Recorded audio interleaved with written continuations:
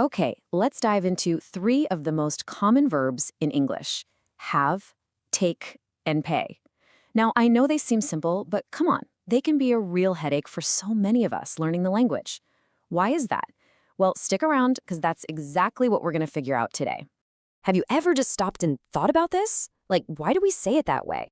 It's a fantastic question. And let me tell you, the answer isn't about memorizing some super complex grammar rule. Nope, it's actually something way more natural. Let's unravel this little English puzzle together. All right, first up to the plate is have. Now, I want you to forget for a minute that have means you own something.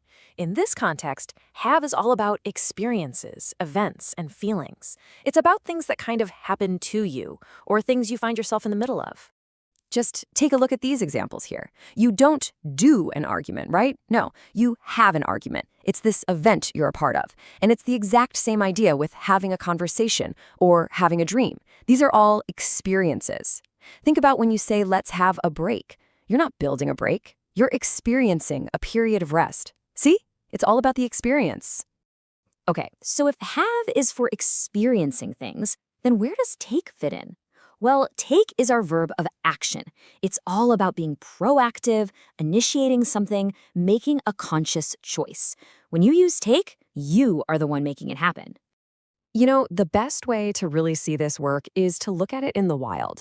So let's check out this email from Jean to Ellen. She's talking about a trip she went on, and she's giving some advice. I want you to really pay attention to how she uses the word take. So let's break that down. Jean didn't just passively have a holiday happen to her. No, she made the decision to take a holiday. She chose to take a trip and to take a bus. Are you seeing the pattern here? It's all about these active choices. And it's the same with her advice at the end. Take a chance, take advantage of the opportunity, take action.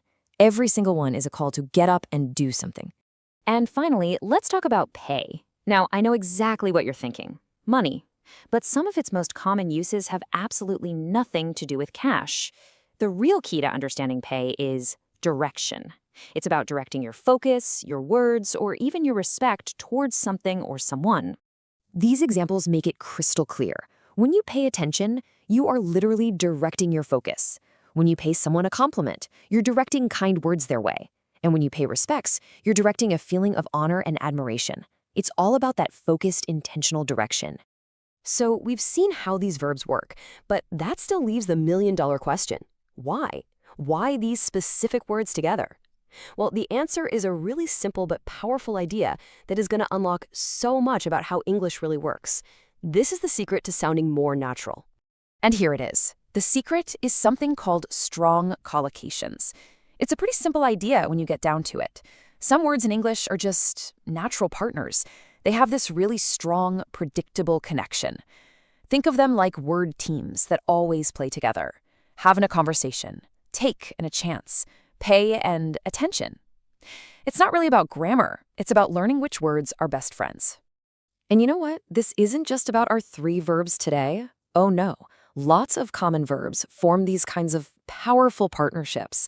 I mean, think about it. You don't start asleep, you fall asleep. You don't do a business, you run a business. Once you start listening for these collocations, you'll start hearing them everywhere. It's all about spotting these natural word pairings.